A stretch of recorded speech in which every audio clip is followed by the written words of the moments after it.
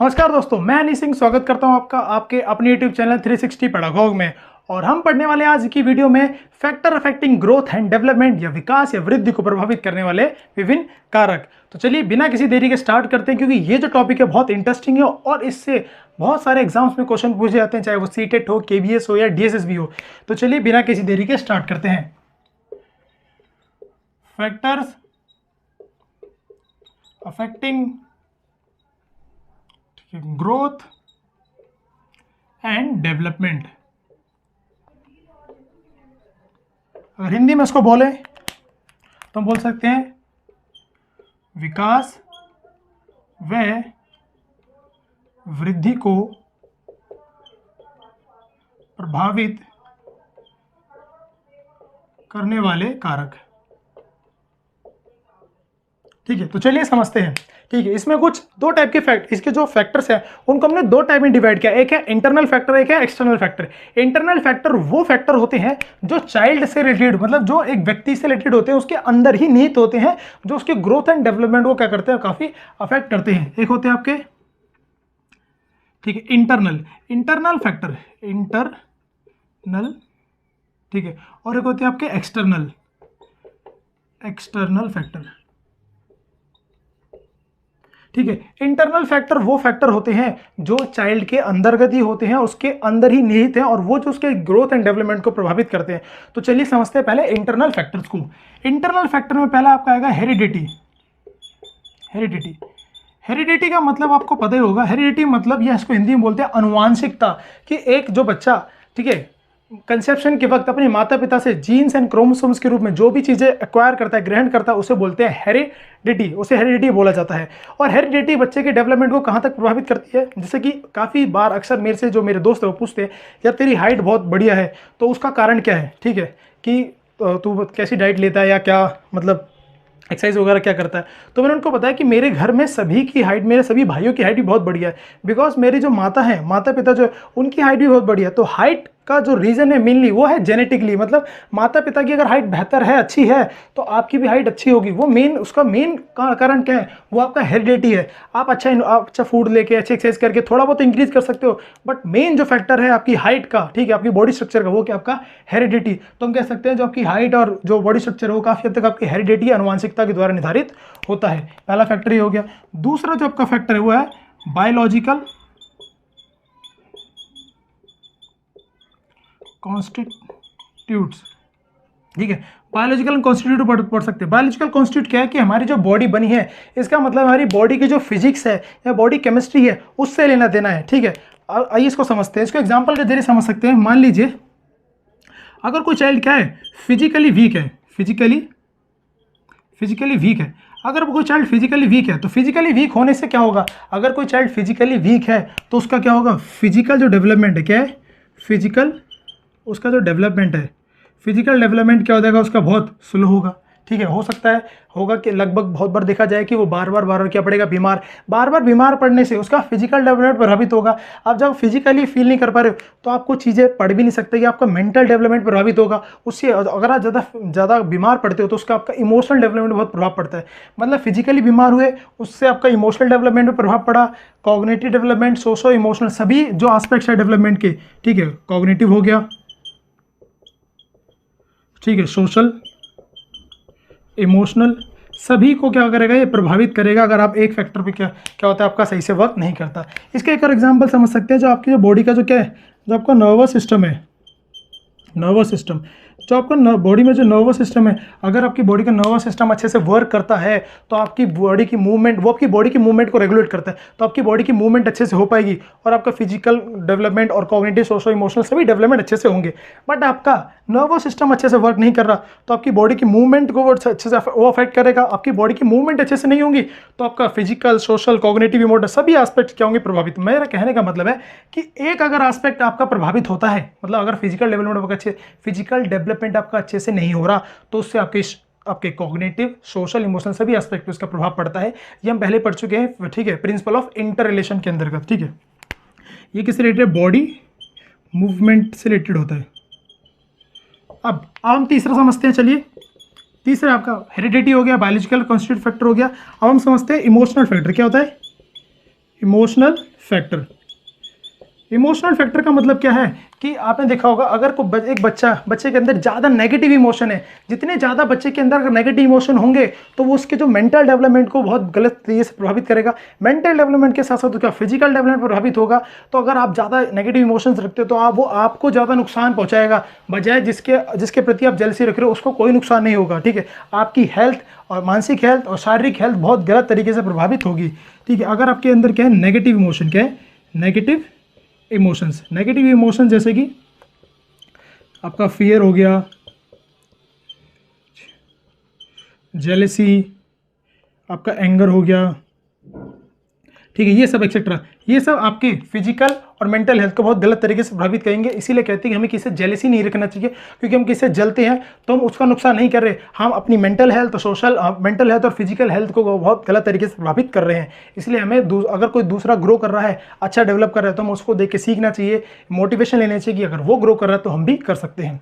चलिए अगला समझते हैं। अगला है आपका सोशल फैक्टर। क्या है सोशल फैक्टर? सोशल फैक्टर का मतलब क्या है कि अगर एक बच्चा दूसरे से घुलता मिलता है, घुलनसार मिलनशील मिलता रहता है, तो उसका सोशल डेवलपमेंट अच्छे से होगा। वो कम्युनिकेशन स्किल सीखेगा, लोगों से मिलना जुलना सीखेगा, तो उससे उसका moral development, social emotional development अच्छे से होगा। अगर इमोशनल डेवलपमेंट सब अच्छे से है तो उसका प्रभाव आपके कॉग्निटिव और फिजिकल डेवलपमेंट पे भी पड़ेगा।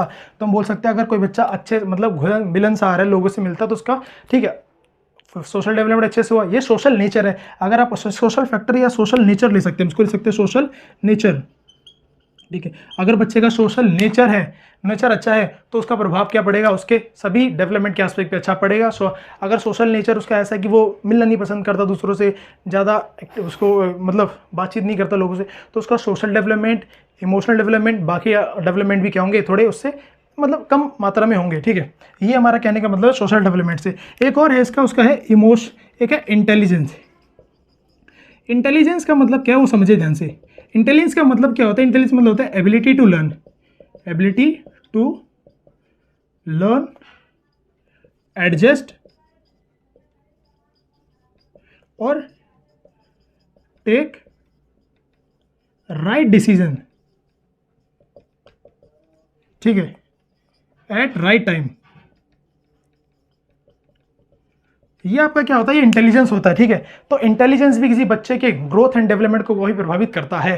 ठीक है, अगर एक ability to learn, adjust, take right decision at right time, ये सभी क्या है? ये बच्चे की इंटेलिजेंस है। हर बच्चे का इंटेलिजेंस लेवल अलग अलग होता है। कुछ बच्चे क्लास में चीज़ों को बहुत जल्दी समझ लेते हैं, जल्दी से एडजस्ट कर लेते हैं और जल्दी से क्विक डिसीजन, राइट टाइम पे राइट डिसीजन लेते हैं, इसलिए उनका ग्रोथ एंड डेवलपमेंट अच्छे से होता है। और कुछ बच्चे काफ़ी स्लो होते हैं, डिसीजन नहीं ले पाते, चीज़ों के साथ एडजस्ट नहीं कर पाते, तो उनका जो फिजिकल और वो जो आपका ग्रोथ एंड डेवलपमेंट वो काफ़ी स्लो होता है। ठीक है, वो अफेक्ट करता है। तो ये था आपका इंटेलिजेंस। ठीक है, ये थे आपके कौन से इंटरनल फैक्टर। कौन कौन से थे? आपका हेरिडिटी, बायोलॉजिकल कॉन्स्टिट्यूट, ठीक है, हम पढ़ सकते हैं, और हमारा इमोशनल फैक्टर और सोशल नेचर रह सकते हैं, और इंटेलिजेंस। ये था।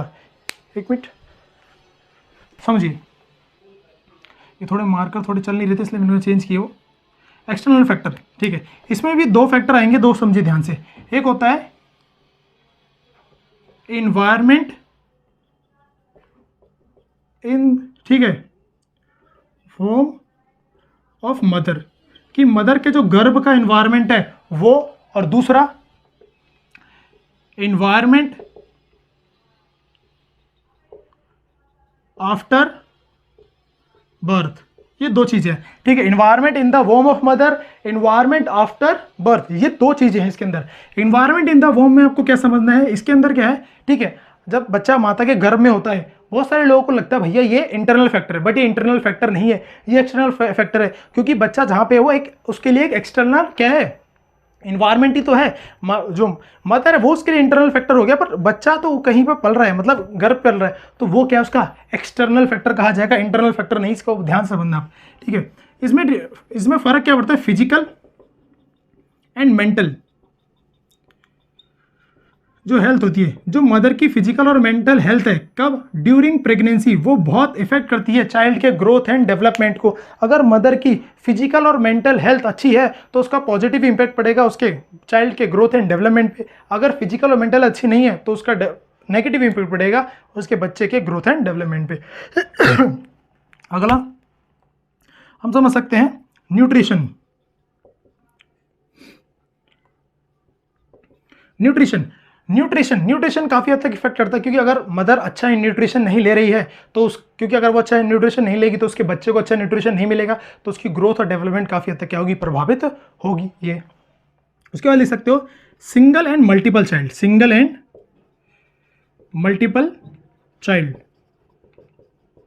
इन वोम, मतलब गर्भ में एक से ज़्यादा बच्चे का होना भी बच्चे के ग्रोथ एंड डेवलपमेंट को काफ़ी प्रभावित करता है। मान लीजिए कि मदर के घर में एक बच्चा है, तो वो जो मदर जो भी फूड लेगी उस बच्चे को अच्छे से मिल जाएगा और बच्चे का ग्रोथ एंड डेवलपमेंट अच्छे से होगा। बट जब एक बच्चे से ज़्यादा 2 बच्चे या 3 बच्चे गर्भ में एक साथ पल रहे होते हैं, तो जो मदर जो भी न्यूट्रिशन ले रही है वो 1 या 2 बच्चे को मिल जाएगा या 1 बच्चे को मिल जाएगा, बाकी 2 बच्चों को न्यूट्रिशन अच्छे से ना मिलने के कारण उनका फिजिकल और मेंटल जो हेल्थ है वो काफ़ी हद तक क्या होगा, उससे प्रभावित होगा। अगला समझिए, अब इसमें ले सकते हैं नॉर्मल एंड एबनॉर्मल डिलीवरी। ठीक है, नॉर्मल एंड एबनॉर्मल डिलीवरी भी ठीक है चाइल्ड के ग्रोथ एंड डेवलपमेंट को काफ़ी हद तक प्रभावित करती है। हमने इस पढ़ा फिजिकल हेल्थ, न्यूट्रिशन, सिंगल और मल्टीपल चाइल्ड। ठीक है, और एक हो सकता है आपका एक्सीडेंट्स। काफ़ी बार क्या होता है ड्यूरिंग प्रेगनेंसी मदर का ठीक है एक्सीडेंट हो जाता है या कुछ ना कुछ मिस हैपनिंग होगी, जिससे उसको एक्सीडेंट के कारण जो एक्सीडेंट हुआ तो उसका इम्पैक्ट उसके जो चाइल्ड उसके घर में पल रहा होता है उसके ग्रोथ एंड डेवलपमेंट पे काफ़ी होता है। एक हम पढ़ सकते हैं हार्मफुल रेज। क्या हो सकता है, हार्मफुल रेज। हार्मफुल रेज का भी क्या पड़ता है, प्रभाव पड़ता है बच्चे के ग्रोथ एंड डेवलपमेंट पे। आपने अक्सर देखा होगा कि जो फीमेल्स हैं जो गर्भवती होती हैं वो जब बाहर जाती हैं तो अपने पे जो पेट पे चुन्नी या कुछ डाल के जाती है ताकि जो हार्मफुल रेज है उसके बच्चों को क्या करे, अफेक्ट ना करे, ऐसा माना जाता है लोगों के द्वारा। ठीक है, ये सब है, आपको आई होप समझ में आया होगा। अब हम समझते हैं environment after birth. Environment after birth के अंदर क्या क्या है, समझ सकते हैं कि होता है फिजिकल इन्वायरमेंट। क्या होता है, फिजिकल इन्वायरमेंट।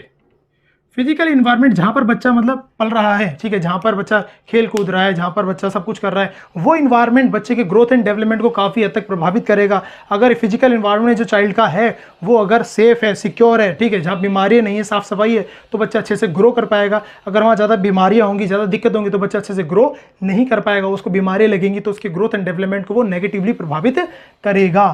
दूसरा जो है आपका हो सकता है parental care. Parental care, parental care का मतलब क्या है, पेरेंटल केयर मतलब कि अगर माँ बाप बच्चे की चाइल्ड के अच्छे से क्या करते हैं, केयर करते हैं, ठीक है, तो बच्चा अच्छा ग्रो करेगा। अगर माँ बाप केयर नहीं करते तो बच्चा अच्छे से ग्रो नहीं कर पाएगा। ठीक है, जैसे आपने देखा होगा जो लेबर जो होते हैं वो सुबह काम पे निकल जाते हैं, शाम को आते हैं, तो वो अपने बच्चों को अच्छी केयर नहीं दे पाते, जिसकी वजह से उनके बच्चे को काफ़ी सारी बीमारियाँ या और वो फिजिकली और मेंटली सही से ग्रो नहीं हो पाते। ये हो गया। या देख सकते हैं फैमिली इन्वायरमेंट। फैमिली इन्वायरमेंट, कभी कभी फैमिली का इन्वायरमेंट ही बहुत हद तक बच्चे के ग्रोथ एंड डेवलपमेंट को प्रभावित करता है। अगर माता पिता ज़्यादा झगड़ा करते हैं तो उसका नेगेटिव इम्पैक्ट पड़ता है बच्चे के ग्रोथ एंड डेवलपमेंट पे। उसके बाद हम इसमें लिख सकते हैं जो बच्चे का स्कूलिंग है, स्कूलिंग का भी बच्चे के ग्रोथ एंड डेवलपमेंट नेगेटिव प्रभाव पड़ता है। ठीक है, आपने ठीक है अभी हाल फिलहाल में एक रैपर उसका नाम है MC स्टैंड, उसका इंटरव्यू आया। ठीक है, उसके इंटरव्यू से पूछा कि आप स्कूल वगैरह जाते थे, वहाँ पर कैसा माहौल था, आप वो बताइए। तो वो जो बताता है तो बोलता है कि मेरा स्कूल जो था मतलब वो झुग्गियों में रहता था, ठीक है, जो मुंबई की जो बस्ती है वहाँ पे। तो उसने बताया कि वहाँ पर क्या होता था कि जो बहुत सारे बच्चे थे, जो बड़े बड़े बच्चे, वो गन वगैरह चाकू वगैरह लेके आते थे, लड़ाई झगड़ा करते थे, सर्वर मतलब फाड़ देते लोगों का, टीचर को भी धमका देते। तो अगर वैसा माहौल रहेगा तो सभी बच्चे बहुत गलत एक्टिविटी सीखेंगे, तो उनका जो ग्रोथ एंड डेवलपमेंट है वो नेगेटिवली प्रभावित हो रहा है। अगर स्कूल जितना अच्छा होगा, स्कूल का माहौल जितना अच्छा होगा, बच्चा उतना अच्छा ही क्या करेगा, ग्रो करेगा। उसके बाद जो स्कूल में जो उसके कहते हैं पीयर्स, पीयर्स बहुत इंपॉर्टेंट होते हैं बच्चे के ग्रोथ एंड डेवलपमेंट को मतलब सही डायरेक्शन देने वाले और बहुत बिगाड़ भी देते हैं। अगर बच्चे के पीयर्स अच्छे हैं, मतलब जो दोस्त यार है बच्चे के वो ज़्यादा अच्छे हैं, तो उससे क्या होगा, उसका ग्रोथ एंड डेवलपमेंट अच्छी दिशा में जाएगा। अगर उसके पीयर ठीक नहीं तो वो नेगेटिव दिशा में जाएगा। ये हम कह सकते हैं। अगला मेंटल केयर, मेडिकल केयर। क्या कहते हैं, मेडिकल केयर। बच्चे की अगर मेडिकल केयर अच्छे से की जा रही है, स्कूल में टाइम टू टाइम चेक किया जाता है हाइट वेट और जो प्रॉब्लम ना हो, अगर कोई प्रॉब्लम निकलती है तो उसको वो डायग्नोस कर लेते हैं पहले, फिर उसको क्या करते हैं, रेमेडी देते हैं या उसको जो न्यूट्रिशन चाहिए होता है वो देते हैं। तो मेंटल केयर मेडिकल केयर, ये सभी था, ये एक्सटर्नल फैक्टर थे, ये इंटरनल फैक्टर। आई होप आपको समझ में आया होगा। ठीक है, एक बार और बता दूं कि इंटरनल फैक्टर मैंने पढ़ा heredity, biological constitute, emotional, social nature और इंटेलिजेंस, और इसमें मैंने पढ़े 2, ठीक है। इसको बोलते हैं बिफोर बर्थ बोल देंगे, इसको बोल देंगे आफ्टर बर्थ। तो ये थे जो चाइल्ड के ग्रोथ एंड डेवलपमेंट को प्रभावित करते हैं।